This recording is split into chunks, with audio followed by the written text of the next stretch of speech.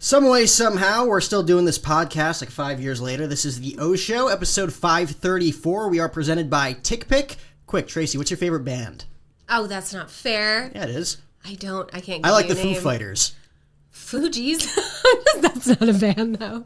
Does it count? Fugees? Yeah, Can you buy concert tickets to go see them? No? No. There are no more. Well, let's say you did want to buy concert tickets, and whether you're going to like a sporting event, comedy show, Sam Morrill's making his rounds now with his new Netflix special out. You go out and you get tickets, and you have service fees. Pain in the ass, right? Oh, yeah. So this app, TickPick, doesn't have any service fees.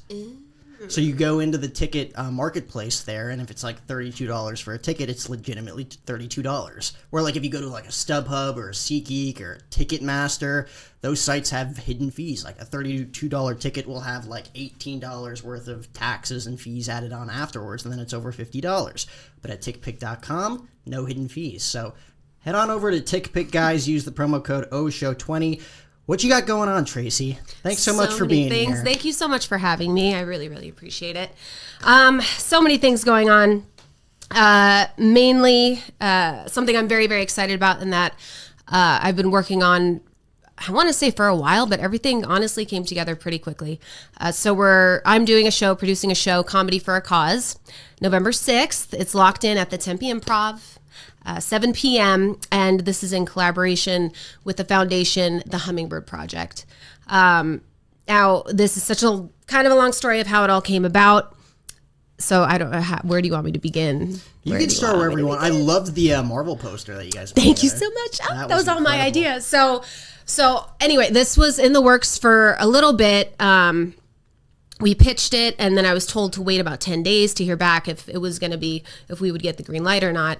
And I did a social media break just for a few days. And then my friend Ashley Rose, who will also be performing in this show, hit me up, and she's like, yo, we got November 6th. It's locked in. I'm like, you've got to be kidding me. I'm like, hell yeah. So immediately I hit up my boy, Ryan Strauss, who did the artwork for the flyer. But it just came to me like that night. I was like, Avengers. Yes, like this is it. First of all, love Marvel, love the Avengers, and then it's kind of what we're doing. We're, saving the world one joke at a time.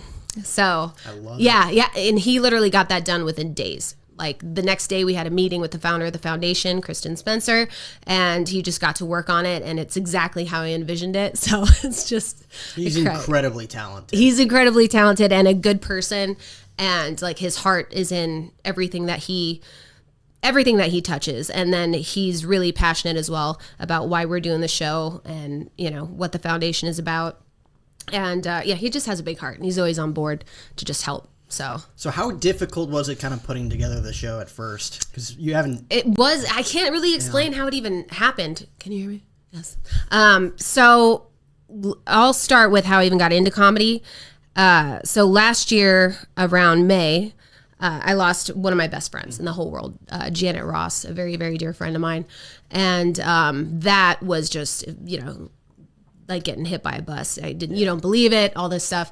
So that whole week, I just didn't get out of bed, just depressed. And then it was on a Sunday. I peeled myself out of bed. I made myself go to a comedy show and, saw Brett Ernst. He's an incredible comic, just crushing the game right now. And then that just kind of lifted me up, and I made a dedication to do comedy because Janet, she was always on my ass because that's all we did was laugh. Doesn't matter what we were going through. It could be the worst thing in the world. We will laugh at it. And she was always on me to get back in entertainment in some form. Yeah. I used to do acting and all that stuff back in the day. And I never did anything. I was living stagnant for many, many years. And so after she passed, I just made that vow to her that I would do it. But it took me till like October of last year to finally do an open mic. I was terrified because it's different than acting. You're playing a part. Theater, it's just a completely different feeling. So I'll never forget, I got the balls to go do an open mic at JP's Comedy Club in Gilbert. And I remember the day of that, I'm like, this is it. This is the night. I'm going to go do it. Had, a few friends to come out to support me. And I got locked out of my condo on the way there. Keys locked in my condo, and like tried running around the back to get in. Couldn't get in. Busted down my own door so that I could make the open mic. did it, and I felt cocky on the way there because I'm like, yeah, I could tell this story. It'd be so funny. And I'm sitting there watching all the other comics go up, and I'm getting more terrified the closer it gets to my name being called. Then they call Tracy Dome. I hit the stage, and it's just, I mean, talking faster than I am now, like just so nervous. I did tell the story of what actually happened, and people thought it was funny because I actually broke a nail, and it was this nail. And I'm like, no, really? I'm like, you have no idea what I had to go through to get here. They're like, oh, that's so real. I'm like, no, it's not a joke. It really happened. So afterwards, I thought I was in trouble, actually. So JP's wife came to get me. She's like, oh, JP would like to talk to you because my friends were there, and they were being loud and obnoxious and like not the proper comedy club etiquette. They were a little lit. So then JP called me over, and he's like, oh, I liked your stage presence. He's like, I want to book you for a show. And I was like, are you serious? And he's like, yeah, are you available? I'm like, okay, whatever you want. And he was like, how long have you been doing comedy? I'm like, 5 minutes. He's like, okay. So anyway, so that was my first experience. And then I ended up opening for Paul Farivar at JP's Comedy Club. And we're actually still buddies to this day. I'm going to be working with him in a couple weeks over at the House of Comedy. And we all kind of know the same people within, the comedy kind of entertainment circle is kind of small once you actually get into it. So that's how that started. So I did a few shows, but at the end of last year, I was just feeling it wasn't enough. Like comedy was cool, and it's kind of, a little ego boost when you have a good set. Sometimes but it wasn't enough. Like I wanted to help people, like my friend passed away, she was a good kid and a brilliant girl. But I mean, people go through depression, people feel lost, people, and then the aftermath of COVID, something that's frustrating for me. People don't really talk about the secondary effects. People lost their jobs. There's so much sadness and depression. And then when you look at mainstream media, they pump out so much fear. And it's like, okay, what can we do to combat that? The best thing is laughter and love, really. And so anyway, so that was, I even wrote that down when I was trying to write some material. It's like, I want to do more. This just isn't enough. So it was on my heart, and I didn't have an plan for it. And I had the idea, Comedy for a Cause. So I'm like, I don't know, that name was just in my head. So the beginning of the year, I talked about how same thing I'm telling you, wanted to do more. And then everything literally just fell into place without actually having a formulated plan, literally. A good family friend, Kristen and Adam Spencer, they lost their 2 sons. It's going to be 3 years, November 6th, which is why we're doing the show on that date. So anyway, I found out that they had put together this foundation, the HummingBird Project, which is how this all kind of came about. They showed us their presentation. They're working with DZ. He's part of the Family Vibe. He creates brands. So he's helping them create an app that's going to be available on all platforms for smartphones. So you can actually go and get resources for help, regardless of what you're going through. And their 2 sons had passed away. It's going to be 3 years ago this year from accidental fentanyl overdose. So that's how that foundation was created. There's so much more to that story. Kristen Spencer, she tells it best herself. But so I just presented the idea to her. I'm like, well, I've been wanting to put together a show for a reason, with a cause, with something like exactly what you're doing. And so she was on board with it. So this is going to be the first high profile event for this foundation. And I really think there's so much love and support behind it. It's a movement in itself. And I think it's going to go big. And I think that's something that the world needs so much right now. So literally everything just fell into place. And I reached out to my friend, Ashley Rose, who's also an incredible comic and human being. And just before, I think this is even before Kristen agreed, or I even had the idea to come to her with the show. I just wanted to produce something. And Ashley Rose was like, I'm on board, whatever you need. So she's been awesome, giving me counsel and advice on how to go about it. Anthony A. came on board. We presented the show to him, and he pitched it to the Improv. And I mean, everyone's just, that's kind of, it literally just put itself together. I had the idea, and then everybody else, everyone I pitched it to just came with nothing but love and support behind it. Mm-hmm. So it's incredible. So literally when I found out that we got the venue booked, Ryan Strauss on board, got the artwork done, that day called my buddy Mike Favorman, Comedy Store vet. He's brilliant. Like, He makes your stomach hurt. Brilliant. And I asked him if he would headline the show. He's like, whatever you need. His voice. He's like, hey, you need me to headline 15 minutes? I'll crush whatever you need. I'm like, okay. So the lineup is absolute fire. I'm so excited about it. So we have Mike Favorman, Ashley Rose, Daniel. I say his last name wrong all the time. Daniel Bridgegad, Tristan Bowling, and they're just, I mean, the two of them together are absolutely hilarious. And of course, it's going to be hosted by Anthony A. And then I'll be doing a little set on there as well. So that is that. That's a lot of information. But so November 6th, Tempe Improv, 7 p.m. And it just literally kind of put itself together, and everybody just with their support, you know. It's great, like you said, like the community came together to help put it together. Like, and it's still coming. Like, there's still support coming out of the woodwork, you know. And because it's not done. Like, you gotta, and I swore it. I feel it in my bones. I'm like, we will sell out, and we will. I don't even second guess it, you know. And it's gonna bring so much attention to the foundation. And also, I want people to feel good, you know, when they come to comedy clubs. That's something I got frustrated with. I know there's like the whole woke movement and all these things, and I think that can be great. But when you there can be a divide caused by certain things in comedy. And it's like, I see comedy as the last raw form of creative self-expression. Mm-hmm. You know what I mean? And something that I may find funny, somebody else may find offensive because of where they come from and how they grew up. And that's understandable. But when you start policing what people can and can't say, or what is and what isn't funny, I hate that. So for me, like, and all under one roof, all the comics are different. And the audience is just as important to me. Like, we're there to, like, we're comrades in this. Like, you're my buddy. You're here at one of my shows. Like, I love to give daps, hugs after. We've done a show together before. Afterwards, I'm like, come on, let's go have some drinks and have some pizza, you know, and like talk it up. Yep. You know what I mean? I like the camaraderie. Like, I like people leaving a show knowing that they're not alone. Like how after my friend passed away, I went to a comedy show and it absolutely lifted me up.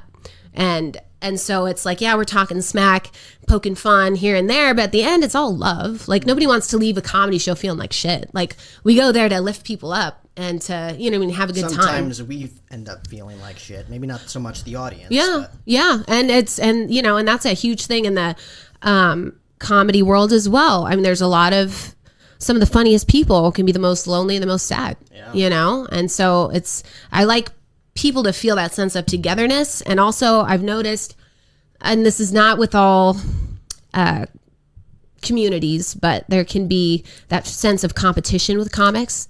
You know, like if I don't, like, people try to be a little greedy with things because they think if they give, they're going to be left without. I'm like, I'll put you on, you know, like that's why immediately I went to Daniel and I was like, yo, I would love for you and Tristan to be a part of the show. Like, he's done nothing but be respect. He didn't know me, he put me on, you know, and I appreciate that. And he's been, you know, there's so much love in the community. It's like when you give, you also get, like, you're not going to lose out on anything. There's more than enough.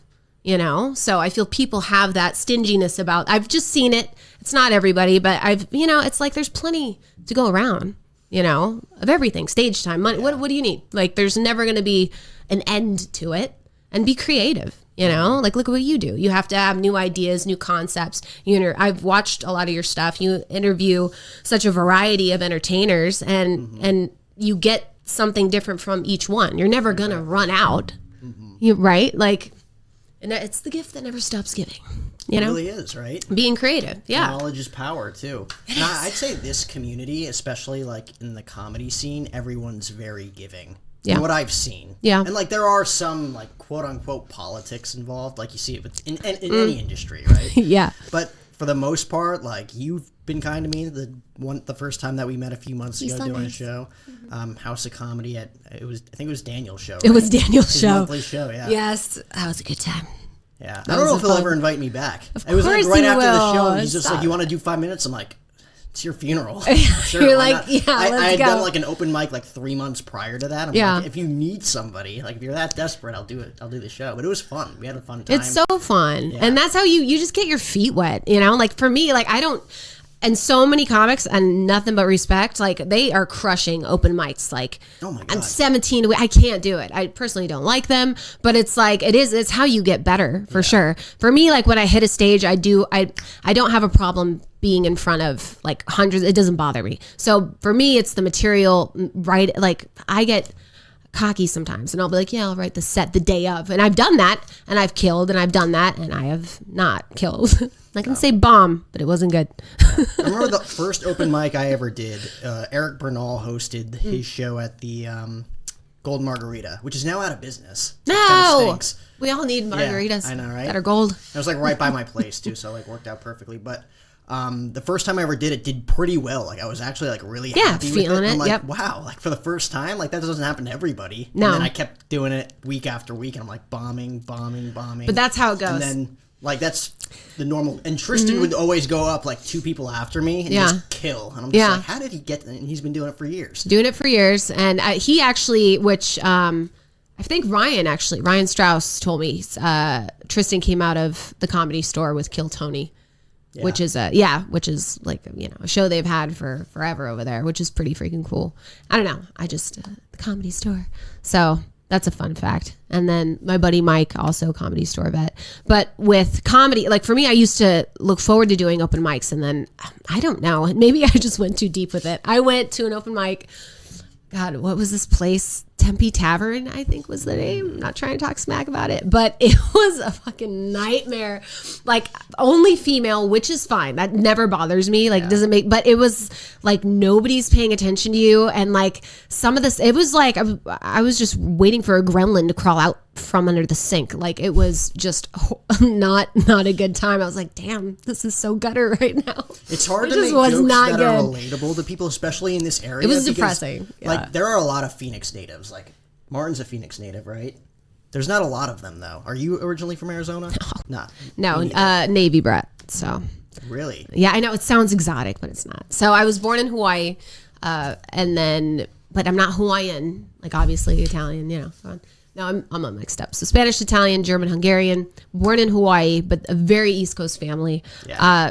Spent some time in Connecticut, and then we'd go, you know, visit back east. Jersey, New York, and then we ended up in New Mexico for some reason, and then ended up here. But family is so East Coast, it's ridiculous. Everything's about food. I know, right? To this day, even if we go on a trip to San Diego, everything is about food. What are we bringing to the beach? Who's bringing the snacks? Da-da-da-da. Everything's food. I'm always thinking about my next meal. I grew up in Jersey. I feel bad. I was going to bring you guys cookies, and I was running late. I know. I feel so bad right now. Damn this makeup of mine. I'm always thinking about food though. Like I grew up in a very like food East Coast. It's the way it is. Now here everybody's like, oh, let's go get some tacos. I'm like, I can eat like 17 to 20 tacos at a time. Bring it on. Taco Tuesday. Psh, yeah. I love it. Yes. Food is love. Food is love. It really is. It really is. This is so it's the HummingBird Project. The HummingBird Project. Okay, sorry. We're starting to talk about food too much. Okay, so the HummingBird Project, as I said before, this was founded by Kristen and Adam Spencer. So originally after her 2 sons passed away, which was devastating, obviously for the family and for her and her husband, she was trying to find a way to keep their memory living on. That's why the Love Lives On is also part of the HummingBird Project. So she would paint rocks, you know, like love rocks and leave them, you know, in random places all over. And then that, she tells the story much better than I do. But I believe it was on their birthdays. They had a goal to paint 365 rocks for every day they've been gone. So I'm telling the story not the right way. But anyway, it ended up being a massive movement where she has friends all over the place, where there were rocks being found in like Thailand, and she would leave her Facebook information on the back of the rock so people could, you know, chime in. Oh, I found this rock, da-da. And it's just like spread to this huge movement. And then they got a very sizable donation from some of their best friends to actually like move forward with this and make it, you know, the HummingBird Project and make it a foundation. And she has a much cooler story why it's the HummingBird Project. I feel like I'm totally botching it, but she will have her opportunity to tell this story. After the boys passed, there were these hummingbirds that would show up in her backyard, and she was like, okay, and then she'd never seen them before, ever, until after the boys passed. And then they were just there every day. She ended up moving from Gilbert to Scottsdale. The 2 hummingbirds are still there at the original property. And then now she has 2 other hummingbirds at her new place as well. So it's just, and then I believe hummingbird is the symbol of, you know, when somebody passes, it's like them basically trying to come back and, say hi, tell you something, show you some love. So it turned into that, the HummingBird Project. So as I said with this, it's, I can't even, the foundation is going to be something so big, and I think it's something so needed. And to have that as a resource on your smartphone, on your Apple phone, if you're feeling lost, like there's even a comic, what is it? Taylor Thompson. Am I saying her name right? Taylor. But she has, it's in one of her sets where she was actually on the phone with the suicide hotline and it hung up. I'm like, Tomlinson. Yeah. I'm sorry, I botched her name, but it's like, Jesus Christ, like what? So it's like to actually have, an app that can give you resources, give you help. And it's going to have a lot more than that. And all of that, the website and when the app is going to go live, that is, I'm feeling the next couple months here. Really? So yeah, that's why the date of the show, obviously it's on November 6th. It's going to be the 3-year anniversary of the boys passing, which is why it was so, like, I was determined to get that date. People were like, well, maybe on a Wednesday. I was like, it has to be that day. Like, I didn't know. Like I said, all of this, the show put itself together. I had the idea, and then all the people, all the resources, everybody just came together, and it's exactly how it should be. So that's why first high profile event for the HummingBird Project, and then they're going to do obviously other events after this. They'll be able to, promote all the features of the app, all the wonderful things it's going to do. But I don't know, it's about bringing people together and letting love live on, and just letting people know that you're not alone. And I think that's why it's important to connect comedy to that, because we're trying to make people laugh, feel good, feel like they're a part of something. So how are you going to go about integrating kind of this story with a bunch of comics who tell some pretty... Well, what do you mean integrating this story? Just kind of like, obviously, that's going to be the foundation of it, right? Like, it's to help the cause. And it's to bring awareness to it. Yeah. So the event itself, and like I said, we're doing all like the PR work, all that. Kristen Spencer, I really I will get her on a morning show so she can tell her part. I don't want to take away anything from the comics being who they are. Like, talk your shit, get on stage and be you. At the event, we're going to have, there's actually, like I said, DZ he creates brands, and they're actually, they're going to have HummingBird Project, like merch, things like that. The boys loved concerts. Like you were saying, actually, the beginning of the thing. What is it? Tick pick. But the boys loved concerts. Yeah. So the fan, they'll go and, rock out, bring their love rocks they went to the EDC even, and brought a bunch of love rocks, passed out stuff, and still they actively do that as a family, in memory of the boys. So it's like, I don't want to take away any creativity from the comics. Go up there and be who you are, and that's what it's about. It's about being who you are and talking some shit, having some fun. And then at the end of the show, obviously I'll go up and say my thank yous and bring it to a close. And, but it's going to be, it's a movement in itself. And it's we just got the approval for this. I want to say maybe a week or two ago, and it's already taken off with so much support, including you, which very grateful to be on, your podcast. This is incredible. It's awesome. And you're hosting this? So Anthony A is hosting it. Okay. So I'm producing it. So I'm going to perform. I'll do a set. I was going to say, are you going to do I'm going to do a set. I'm going to do, probably like a 10-minute set or something. There you go. Talking shit. I don't know. We'll figure it out. I remember watching you the first time at House of Comedy. She could do 30 minutes if she wanted to. Dude, I'm an animal. I get so nervous before I go up, and then once I hit the stage, I'm an animal. I can't be trusted. It's a different beast. But it's still, I get so nervous, but it's different. When you're up there, but I still have so many kinks I got to work out.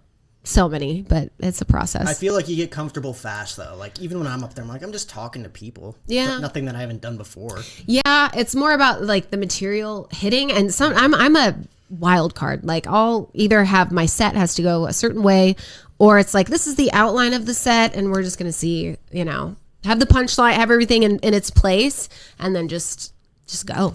Yeah. So, yeah, I know. how it's typically supposed to be done. Comics have like their set, they figure out what they want the set to be, and that's the same thing they do over and over and over again. I'm ADHD, obviously, look at this, but I get bored. Like I don't want to say the same joke over and over again because maybe it's not relevant, maybe it's not true right now. So, and it's like there's something funny that happens every day, everything I do. Like I genuinely love my own company. I crack up by myself, so it's like, and I think it's your perspective on life, and everybody's style is different. Like Sam Morril, I absolutely love his comedy. He's the opposite of me. I'm obviously very animated, I'm loud, obnoxious, complete opposite, but he kills. Like it's so find methodical and man, he fucking crushes it. And with the callbacks, he just I've timed it before, with him, and it's like I think one callback was like 7 minutes, but the way he does it, that's like, to me, like that would be a dream to get that good one day. He's fucking brilliant. But my style is I'm a storyteller, I'm loud. I'm not like, I don't know. I've watched myself. I'm like, God, you're kind of annoying. Like, nobody watches their stuff back. And I'm like, well, sometimes like there'll be a couple things where I'm like, okay, yeah, that hit pretty good. And other times I'm like, just shut up. Like your voice is so annoying. I just remember going up there at the House of Comedy and everybody's got their notepads out, just like working on their material for the night, like taking bits and pieces out. And I'm just standing there like, was I supposed to bring like my notes, or like, I'm not prepared. I'm just going to go up there and talk. And it's like, how long is 5 minutes? It can be forever. Like 5 minutes can be a lifetime if you're not. Yeah, it can stretch. But for me, and I think I was doing that as well that night. I go over it over and over until, because I always think I'm gonna blank out, and it actually happened. My last time I was on stage, I thought I had it. It was for a Father's Day. Like I got cocky and I'm like, oh, I can write a set with some Father's Day jokes, and then I'll transition into some jokes that I told, some older ones and I fucked it. It was terrible. It was so bad. Like for me, it was bombing, and I was like, it wasn't that bad. I'm like, it wasn't good. If it's not good, it's bad. Like there's no, either you fucking crushed it, you killed, or you didn't. So it's always I did not. Like your and friends are always like, oh, you did fine. It's like, no, because I know, and I'm honest. Like same thing. Like if I feel like I look good one day, I'll be like, God damn, I'd hit that. Other days, I'm like, Jesus Christ, do something with yourself. Don't go outside. Same thing with comedy. I'm like, I fucking killed. And other times I'm like, you should be ashamed. So how many open mics have you done? Not that many. Not that many. Few. Let's see. I mean, I did JP's like twice. And then. That's more of a comedy club than it is just like a random bar, though. JP's is he does legit. Put shows together. Yeah. Yeah, he's awesome. Yeah, and that's where I met Paul. He's coming in a couple weeks. House of Comedy, that'll be fun. So yeah, open mics at an actual comedy club, it's just better. People are there to it's more receptive. Yeah. But you do grow thick skin like going into actual just bar, because it's like, holy shit. If you can get one person to laugh at something you said, you killed that night, because it's tough. Again, my God. Because in Phoenix too, like there's so many different people from all over the place. Yeah. It's rarely just like one culture. Like everybody's everywhere. I think that's the thing with comedy. Just find your voice and be yourself. Like I think going into it, sometimes people maybe try to mimic somebody they look up to.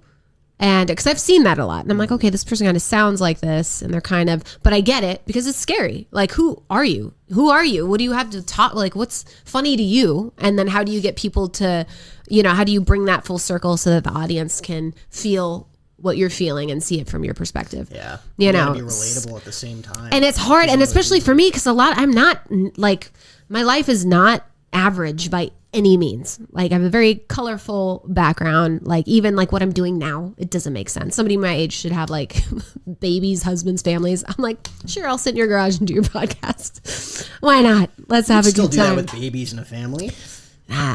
Even when moms talk about like, what is it? Like, or the third trimester. I don't know what the fuck that is. I don't care. Like, no, I don't know. So it's hard. A lot of like my background and stuff, sometimes it can be difficult to find things that are going to be relatable for everybody. Yeah. But sometimes people, they want to be entertained. They want to hear your story and where you come from. Yeah. In a funny funny way. I know. It's difficult. I have my entire like friend community, all like really devoted Christians, which I love, but it's like I can't curse around them. I can't do certain things. Like, again, very big East Coast, Jersey, Boston background. Yeah. You know, like I'm not crystal clean. Yeah, you're like, it's not going to happen. I think that's the hardest. And when you try to make sure you don't cuss, sometimes it just comes out more. I tried to be clean one set. They're like, why were you clean? You should have said, I'm like, maybe you're right. When you did a set? Yeah, I tried to be clean. So, and I guess when you actually start booking shows and whatnot, you get paid more for clean sets. I had no idea. But yeah. Like, I don't know. Crowd pleasers all around. Some people might like, I'm not for it, but for the most part, like, you're not going to get negative reviews doing clean stuff. Yeah. Especially if you can hit. Like, I'm trying to think, like, off the top of my head, like, Jim Gaffigan, I think, is the best. Oh, my God, comic. He's so funny. And he's so family-oriented, too. Yeah, I love his special. What is it? Comedy Monster, I think, it's like on his Netflix. 7th on Netflix. But it's my favorite. I watched it a few times. Look up Jim Gaffigan on Netflix. You'll see, like, 6 or 7 specials. Yeah. I've seen. I'll start, but, like, when I love one, I'll watch it so many times. There's also his inflection of his voice, his storytelling, and he crushes. Yeah, and then there's Sam, and then Jeselnik too. Anthony Jeselnik. He'll be here in November too, I think. Okay. Very like same as Sam, like dark, methodical, just like, oh my God, like I think it's funny, but like I'm almost afraid to laugh to see if anybody else is laughing. Like, they're so offensive. Is this cool? I don't get that offended by a lot of this stuff, but this is like a perfect example of when talking about how there's certain jokes that like Sam Morril will tell. I don't really care for abortion jokes. We'll just say that. And not for any particular reason. Like there's no reason why. I'm pro-choice. Do whatever the fuck you want. I don't care. But it's it's never been my thing, but like he'll tell some and it hits and I'll laugh. But I'm just because I'm not like, I don't really care for them. I'm never going to protest and be like, you're not allowed to say that. Say whatever the fuck you want. You know, you can. It's not like my thing. And also sometimes they're fucking funny. But like I said, I would never write one myself. Like I don't have anything funny to say about it, but I don't find anything wrong with having jokes about it at the same time. You know, you gotta let people do what they're going to do. And then some people are going to find it funny. Some people are going to find it offensive, but either way, it's art. It's art. Whenever people bring up like politics or like sex jokes, just anything like that, where it's like, it's been overdone over and over again. I'm like, okay, let's see how this plays out. Cause a lot of them you're just like, okay. Yeah. Like it didn't hit because everybody's doing them, and sometimes they just come off as just too raunchy and embarrassing. Dude, almost. Wait till you see my buddy Mike. His jokes, like we were messaging back and forth one day, and he's like, "Yeah." Some people like walked out of his show. They said I was crude, and I'm like, "They can go fuck themselves." But it's like, but it's comedy. Some of his stuff is, but it's hilarious. Like it makes my stomach hurt. But like I said, something that I may find funny, other people may not, but that's okay. That's what art is. That's what comedy is. Who's the comic that got you into it? Because I know you started late, but like growing up, who were the comedians? I knew you were going to ask this, and I don't honestly have. So for me, I was always told you should do comedy. I didn't even know what that meant because I'm like, okay, you're not playing a part. You're not. You know, even so like short skits or like short films, something like that. And everyone tells me I should start like a TikTok. I don't have one. Do you have one of those? I don't have one. I have an account. I hate it though. Do you really? TikTok. But I love people that do skits. Some of them are so funny, and I wish like somebody told me once that you have to learn, and I just need to put in the work to learn how to make stuff because I love stuff like that. But growing up, I mean, I was a kid. I loved I just always think Robin Williams when I think of like childhood comedy because like even when he was doing stand up, crushed. And you know, movies obviously, and that's actually a perfect example of somebody, you know, just absolutely hilarious, and then you know, there's on the inside so many other things going on with them. You'd never know. And half the time you don't. But I want to circle back to what we were talking about with politics and all that. So with me, I don't watch the news. I don't. Like, it's so negative. There's so half the time I don't know what the fuck's going on. I'm not even, like, if I wasn't working in a bar when COVID happened, I guarantee I would have been strolling around and been like, where is everybody? Yep. Son of a bitch. Why is Albertsons closed? So this, you remember when the Capitol was stormed, right? Yeah. Okay. I literally didn't know about that till 2 weeks after. I shit you not. And it was so funny because I'd hear, like, I'd go to the store buying whatever, and then, how are you doing? I'm doing all right, but the way the state the world is now, and I'm looking around and I'm like, what? Like, well, all right, I hope you have a better day. Like, everyone's so dark. I'm happy as fuck. It was like 2 weeks later, I turned on the news and I'm seeing people hanging from balconies, and I'm like, what in God's name is going on here? And I look and I'm like, when did this happen? It's like 2 weeks ago. I swear to God, I get my news from memes and other comics. When somebody starts talking shit, I'm like, when did that happen? Or, when you're buying something at a store and they want you to donate to an earthquake or a horrible catastrophe that just happened. I'm like, when did that tsunami hit? Like, I don't fucking know. Because it's just so, not that you shouldn't be aware of what's going on, but I think that all starts with people get so, like, the world is falling apart. I'm like, is it though? I'm like, were you able to buy groceries today, friend? Is your Starbucks closed? You're doing okay. It's like, I think, news, it pumps so much fear into everybody, and it's over and over again. It's the same horrible story over and over again. It's like, yes, be aware, but where it all starts with, like, making actual change is with you. And it doesn't have to be a big thing to start with. And that's what I have friends that suffer from depression, all these things. You'd be surprised. I get calls like, I had a friend, like, not even maybe 2 months ago, like, she texted me, I called her back, and she was like about to end it, like, the night before in a bathtub. I'm like, what are you doing? She's like, I just was depressed. I'm like, listen, no, stop it. And I just start making it. Yeah. And I'm like, absolutely not. No, you're not good at it. First of all, didn't work. So stop. And I make them laugh, and then talk with them. But and I tell them to go outside yourself, do something kind for someone else, get out of your own head, and I think, and I know I'm like, it all does make sense with what I'm trying to say. It starts with you, who you are as a person, and having some character, having some human decency, knowing you're not above anybody. I don't care if you're a politician or a janitor. Nobody's above the other. You have a different credential, or people that make it in the, some people are in the limelight with acting, comedy, sports, or whatever, and people look up to them like they're some god or some, no, they're just a person, and that's their job, and that's what they do. Who are they really is the question. And it all starts with you opening a door for somebody, smiling, saying hello, and that creates the world that you're in. And there's things that are bigger than us that we can't control. This is all going back to the news and all the stuff pumping fear and making us be scared of each other. It's not about that. It's about oneness and being a good human being. And I'm not perfect. Like, I still talk shit. I get mad when I'm driving, cuss somebody out. But like at my core, I'm a good person. Like, I care about others. And so I think it all starts, like, even like when COVID was going on, people were telling me horrible stories about getting in fights over toilet paper in the store, like fist fighting over, which I get. We were running low. But for me, I lived in fear for like it was like a week or so. And I was like, I can't do this anymore. And so I changed my way of thinking. And I was like, nope. And I'm just going to I'm going to look at this as an opportunity. And I noticed when I would go to the store, one day I walked down the aisle, there's nothing. There's no toilet paper. And I was like, okay, it's fine. I had some at home. And this guy came out of nowhere, came running down the aisle with like a little tissue box. And he was like, here, please take it. And I was like, oh my gosh. I'm like, no, I'm good. I swear. He's like, no, please.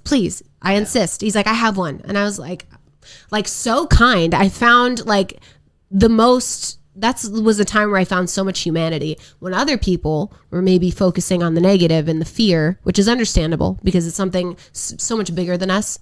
What do you do in that situation? But it's like when you remember the simple things and find like the little joys, like that will come back to you in some way. And I think that's where like the media and all this stuff, it's just too much. Like, start with you and be kind, and then when you're feeling sad, feeling depressed, like, go outside yourself for a second and see what you can do for another. And that'll help pull you out of it.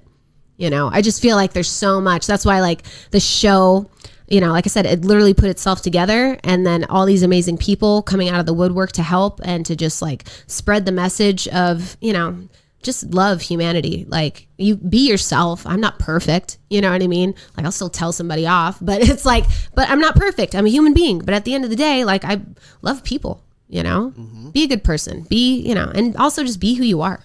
You can't be afraid. Everyone's going to get offended by something. Some people are looking to be offended. That's almost kind of embarrassing too. Like, it's embarrassing to see how many people are actually like buying into the crap that they see on their television screens. Yeah, and it's like, who's making all that stuff? Like who's producing all the stuff that you're seeing? And like, really if you look at news and things that we see in the media, look at it more critically. I think people would be surprised at what they found. Yeah, I'm the same way. I don't listen to like, what is it? Fox News, CNN. They're like polar opposites, right? One's right, one left, or whatever like that. I remember stupid. I didn't even hear about coronavirus until 2 weeks before we actually had to go into lockdown. Yeah. When I first heard about it, I immediately thought, oh, there's like a virus in like Corona Light, like the beer. Yeah. Like that, to tell you how big of an idiot I was when it came to all that stuff. Like, I had no, like, I know. Literally going into it, I'm like, wow, like, I guess nobody can drink Corona beer anymore.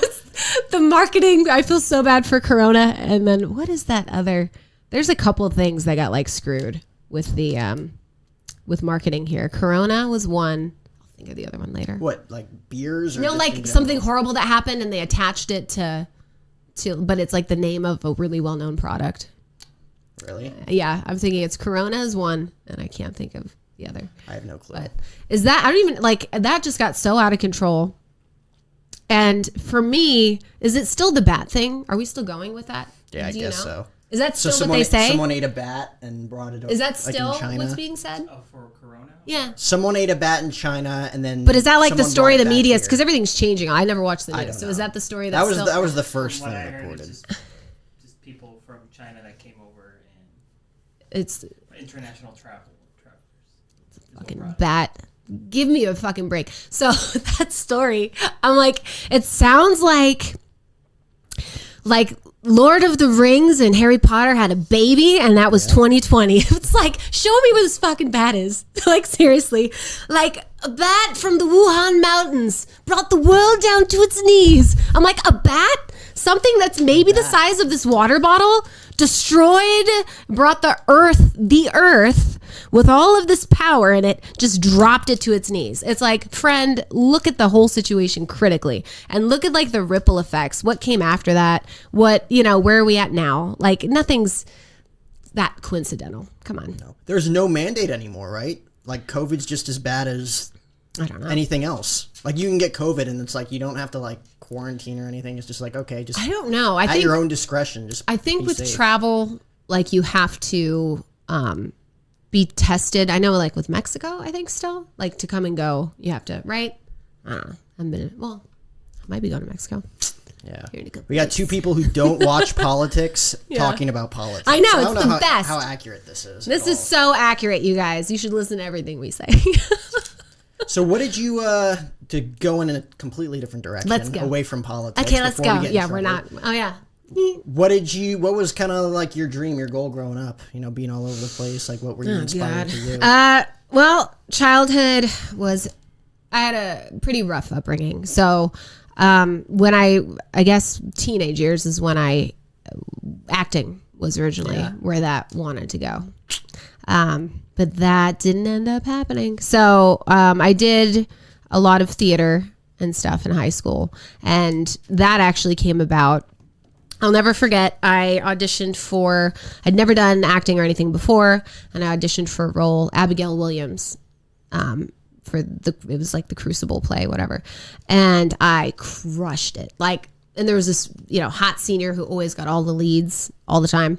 And then I ended up getting the lead role. But then I got typecast. I got all those, I was Rizzo and Grease and all like, Hot Box Girl and God, what was that? Guys and Dolls. But it became cathartic for me because you got to play these characters and let out all these emotions, that maybe you have, but you're letting it out through, this story and through this character's, own things that they went through. So that's how that came about. And yeah, it's been, I don't want to go too far into that, but acting's tough. Yeah. Well, the industry is tough, I think. It can be. You don't think acting itself is tough, though? I think, what is your reason for wanting to act? Like for me, it was, I wanted to be all these other characters, and like I said, it was feeling those emotions, and everybody acts differently. Everybody has their own way of doing it. And I didn't really do like a lot of comedy, believe it or not. It was more like I liked serious roles. I liked, oh God, I remember I was Mrs. Gloop. Really? But how I got the Augustus part, Gloop's Augustus mom? Gloop's mom. But how I got the, I was joking around, like I wasn't even serious about it. And I remember I started talking like this, Augustus, and then they were like, "Oh my God, I love it!" And I was like, "Really?" So that was my part, Augustus, yes. And yeah, it was interesting to say the least, but it was a fun time. So yeah, that, and then early adulthood, trubs. So growing up, I was in and out of trouble a lot. We'll just say that. Look at your face. Yeah. What? I'm intrigued. Don't be. It's so much. We don't want to go down that rabbit hole. It's a Like lot. legitimate trouble? Oh, Like yeah. with the police? And Oh, yeah. Yeah. Yeah. Growing up. So had a rough growing up. And that, like, I mean, it's just like literally my whole life has just been one. It's like an insane kind of play, if you will. So yeah, growing up, just came from a rough upbringing. In high school and all that, just got into a lot of trouble. Like, I mean, I was getting expelled, fights, all of that stuff. And like I said, acting was kind of my way of, coping with everything and being able to be all these different characters. Young adulthood, trubs. And then we won't go too deep into that. I'm going to ask you about it later. Okay, you can ask me. You can ask me about it later. Okay. Yeah, I just don't want to say too much on air. Where do you could think be a that whole stemmed nother- from, though? Like, why were you getting into trouble? I mean, like I said, grew up a little bit rough. So domestic situation wasn't great. My mom's an angel. My dad was not good. So it came from, I think when anybody gets into trouble, like there's something else always behind it. There's so many reasons why people are the way they are. There's layers to people. There's layers to you, like what brought you to where you are now with what you're doing. There's reasons behind that. So for me, getting into trouble, I mean, it was just, a lot of it, like going through a lot of different emotions, a lot of pain, a lot of anger. And then it's just, hanging around little hoodlums, and just, doing the most. Doing things that were just, shame. Yeah. So, but that was the other thing too, growing up and going through the childhood was interesting. But I'll never forget, like in high school, there was this, I would always walk down the hallway and like I said, I was kind of a troublemaker and whatnot, but there was this kid and he was, he couldn't walk. He was in a wheelchair, but I liked his company genuinely. And I would just walk with him for like 2 minutes down the hall every day. I'd walk him to his class, open the door and send him on his way. And I remember when we graduated, like he signed my yearbook and it was just this long, sweet message. He's like, I looked forward to that every day. That meant the world to me. Da, da, da, da. And it's like, so even though I was like in trouble and I was doing things that weren't that great, that positive, it's like I also have this side, like I care about others, and like that meant that much to that person. Like he never forgot it and it carried with him. So you know what I mean? Like you can come from not so great of a place and then you can be a good person. You can turn things around and make things better for others. So it's amazing to see like positive moments like that, or even like positive compliments or statements coming from other people hold so much more weight and effect than all those negative things do. Oh, it's actually even measured by science, like the love energy, because you can actually measure it, and then you can measure it outweighs, and that's in laughter too. Like love and laughter, nothing trumps that. Nothing. You can't. So I think, that's an important thing to remember as well. Like, and that's why comedy is so great. Like you have people, and a lot of comics, and this is where I get a little like frustrated too. Like all the, people will, people will even try to sue people. Like, oh, I got offended at this person's show or whatever. And yeah, you've heard of this, I'm sure, or try to cancel people For sure. or whatnot. But it's like, you don't even know like that comic story of why they're up there, doing this is, you don't know where they come from.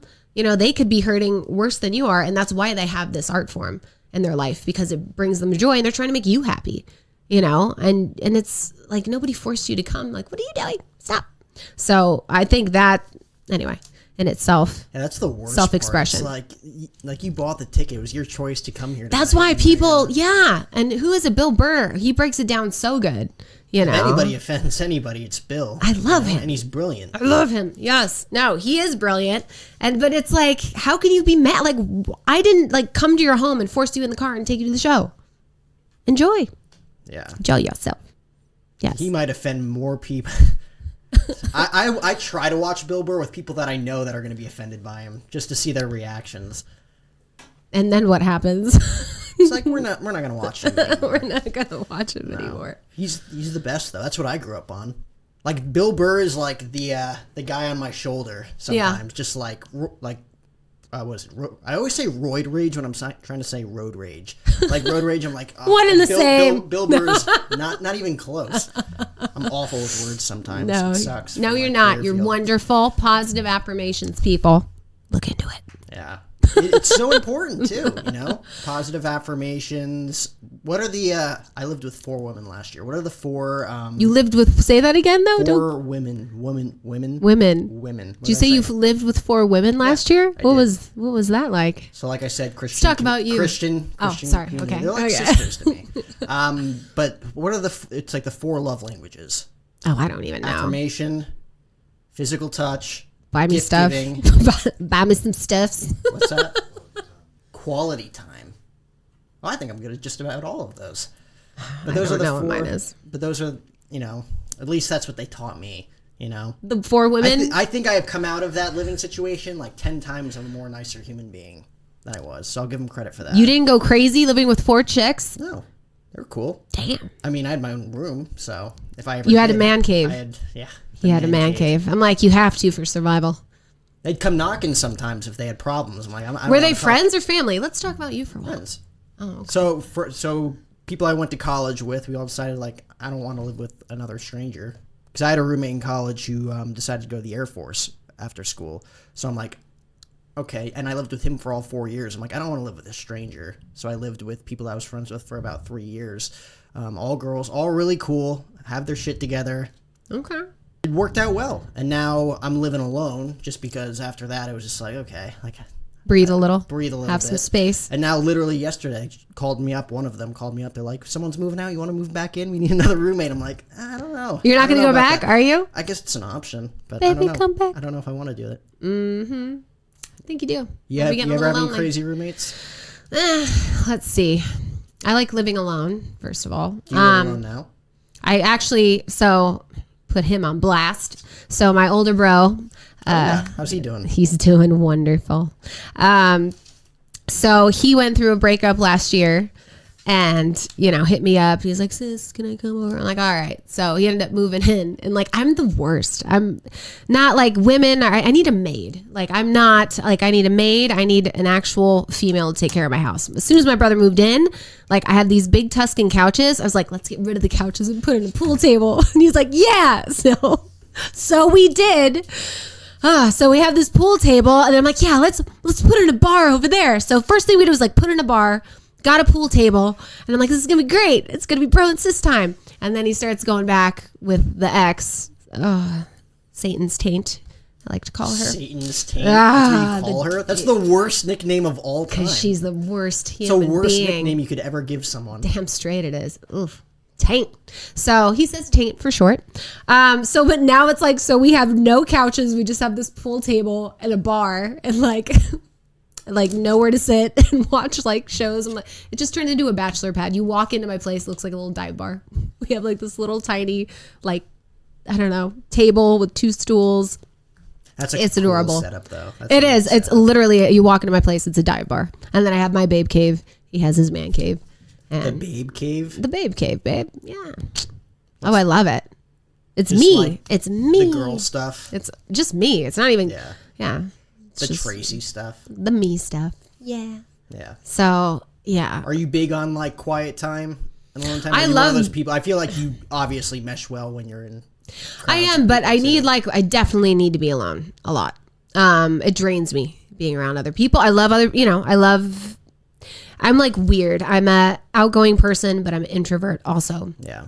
Some people are like, that doesn't make sense. You're right. It doesn't. But When I'm out with people, I'm out. If we're gonna go out, we're fucking going out. Yeah. Like it'll probably be a night to remember, you know. Like I like to go hard, and then I also like my alone time just to gather my thoughts and just to have that. I've been very lucky and haven't had to live in close quarters, you know, with as an adult, you just can't. I need my space. I'm not like that. I have so many friends that are codependent. They don't know how to be alone.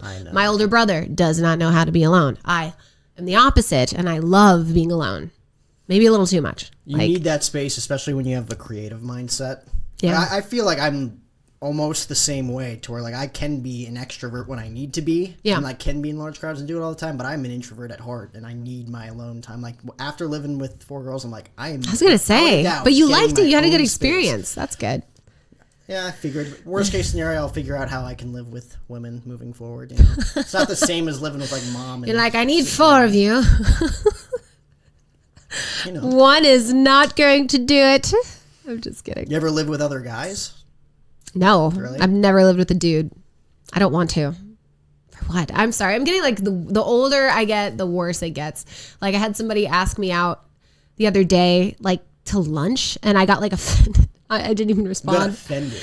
I'm just like, I'm fucking busy. Like I work multiple jobs, and like one of them's in hospitality. So when I'm there, it's from 3 p.m. to like it could be to 1 a.m. Then you got to get some sort of sleep, and then and then I have my other jobs, and then the show, and then everything else that comes with it, and then friends, family, all that. Yeah. I'm like, what are you doing? Like, how do you have time? Like, I'm weird. I'm telling you, it don't make sense. I do want to learn more about this stuff though, but I don't want to get you canceled for all these. Please these don't. Stories. Please don't. So we got the HummingBird Project coming Yes. November 6th, right? So, Comedy for a Cause, the HummingBird Project, November 6th, Tempe Improv, 7 p.m. And so this is just the first plug of many. So yeah, we're going to be everywhere promoting the show, and also the foundation, of course. And I'm looking forward to when the app and the website launch. But yeah, it's going to be an awesome time, awesome venue. The lineup is dope. All the comics are phenomenal. And besides being amazing comics, they all just didn't even second guess doing the show. They all have such big hearts, and I just appreciate all the love and support from everybody. It's been phenomenal. Well, go check it out. November 6th, Tempe Improv. Yeah. Check Tracy out on the Final Stop too, coming up too. Oh, God. That's going to be fun. That'll You're be gonna a good have a blast with that. Bringing White Claws. Oh boy, that's going to be fun. Make sure to bring the cookies there too. I know. I think I'm going to bring them like cannolis and limoncello and see how they do with it. I don't think they can hang. Limoncello is serious. Man, I might have you ever had swing it? by. Yeah, absolutely. You have? Yeah. You should come. I might swing by. Is it next weekend? No, it's the 24th. Oh, okay. Couple weekends. Yeah. Yeah. I'll be there. Yeah. Okay. I'll be there. Final Stop. Shout out to the guys. But this was episode 534 of the podcast. We're presented by Tracy Dome. and TickPick.com. Thanks for watching, guys.